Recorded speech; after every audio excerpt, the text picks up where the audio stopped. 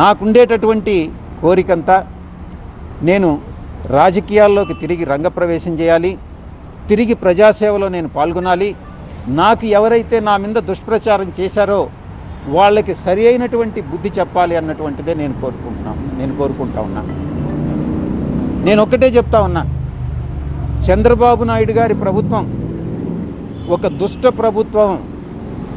ఎందుకంటే ఏమీ నాకు సంబంధం లేనటువంటి విషయాల్లో నన్ను ఒక అక్యూజ్డ్గా ఇరికించి కాకినాడ సీపోర్ట్ విషయంలో కానీ, ఈ యొక్క విశాఖపట్నంలో సిట్ నా పైన ఇచ్చినటువంటి స్పెషల్ ఇన్వెస్టిగేషన్ టీం ఇచ్చినటువంటి రిపోర్ట్ కానీ, ఇవన్నీ కానీ కేర్ఫుల్గా కానీ పరిశీలించి చూస్తే చంద్రబాబు నాయుడు గారి ప్రభుత్వం పాల్పడుతున్నటువంటి కక్షపూరితమైనటువంటి చర్యలు, చంద్రబాబు నాయుడు గారి ప్రభుత్వం అన్యాయమైనటువంటి యాక్టివిటీస్ ఏదైతే ఉన్నాయో, చర్యలు ఏదైతే ఉన్నాయో, ఇవన్నీ చాలా స్పష్టంగా తెలుస్తూ ఉన్నాయి. నేను సాయిరెడ్డి అనేటటువంటి వ్యక్తి వెనక్కి జంకేవాడు కాదు. ఏది ఏమైనా కూడా పర్వాలేదు. నేను ఒక్కటే చెప్తా ఉన్నా, అధికారం అనేటటువంటిది శాశ్వతం కాదు. అప్పట్లో జగన్మోహన్ రెడ్డి గారు కూడా 2019లో అధికారంలోకి వచ్చినప్పుడు నేను 20-25 సంవత్సరాలు అధికారంలో ఉంటానని అనుకున్నారు. ఇప్పుడు చంద్రబాబు నాయుడు, లోకేష్ బాబు కూడా ఈరోజు మేము అధికారంలో 20 సంవత్సరాలు ఉంటాం అనుకుంటా ఉన్నారు. కానీ అధికారం అనేటటువంటిది ఎవరిని అట్టిపెట్టుకొని ఉండదు.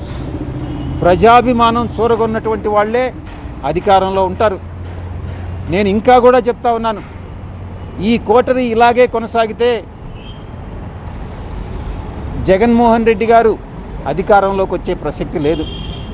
ఈ యొక్క కూటమి అలాగే కొనసాగితే జగన్మోహన్ రెడ్డి అధికారంలోకి వచ్చేటటువంటి ప్రసక్తి లేదు. ఒక రాజకీయమైనటువంటి ఒక స్ట్రాటజీ ఉండాలి. ఆ స్ట్రాటజీ ఏందనంటే కూటమిని విడగొట్టగలిగినప్పుడే జగన్మోహన్ రెడ్డి గారు తిరిగి అధికారంలోకి వచ్చేటటువంటి అవకాశం ఉంటుంది. ఆ స్ట్రాటజీ ఇచ్చేటటువంటి వాళ్ళు కానీ, అమలు చేసేటటువంటి వాళ్ళు కానీ ఈ యొక్క కోటరీలో లేరు. జగన్మోహన్ రెడ్డి గారి చుట్టూ ఉన్నటువంటి వాళ్ళందరూ కూడా ఆయన్ని మిస్గైడ్ చేస్తూ ఉన్నారనేటువంటి విషయం నేను తెలియజేస్తూ ఉన్నా.